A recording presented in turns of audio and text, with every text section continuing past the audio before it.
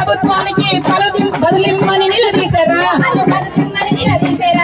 హామీనిచ్చిన ప్రభుత్వానికి బదులిమ్మని నిలదీశారా? తరికెడ సుంకరిత అయితే కేంద్రం వినదు, మరి రాష్ట్రం వినదు. మరి మా బాగు ఎవరిది? ఎన్నాళ్ళు మేము ఈ వ్యక్తి చాకరీ చేస్తాము అంటూ ప్రభుత్వాన్ని ప్రశ్నిస్తూ కాంట్రాక్ట్ వ్యవస్థ నుండి ఇంకెన్నేళ్లు మాకు ఈ బానిసత్వం అంటూ విముక్తి కోరుతున్నారు.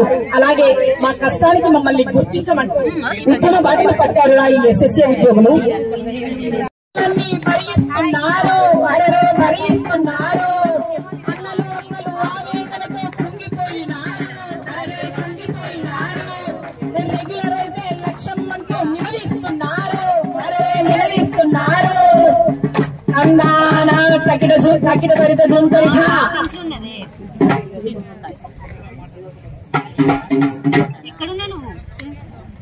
ఆలోచించగా ఎవరి కోసం ఈ ప్రభుత్వం?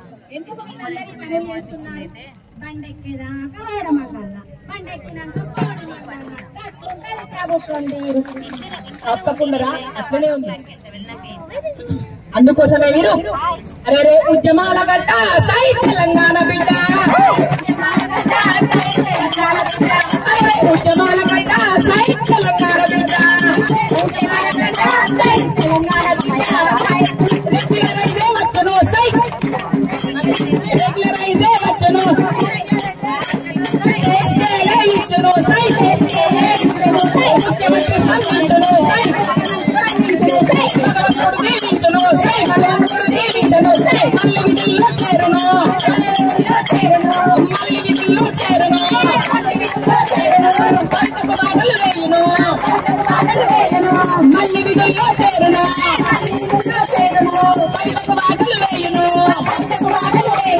మునుపటి రోజులు మారును, రెగ్యులరైజే వచ్చును,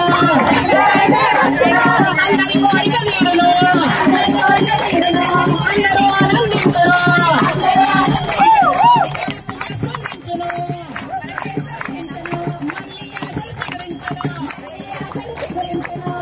వీళ్ళందరికీ తప్పకుండా మంచి రోజులు వస్తాయి, మంచి రోజులు మన ముందే ఉన్నాయి. తప్పకుండా ఆ భగవంతుడి ఆశీస్సులతో మనందరి కోరిక నెరవేర్చాలి. మన రెగ్యులరైజ్ మన పంతం అనేది మన ఊతాయి కాదు, మన నినాదమే కాదు.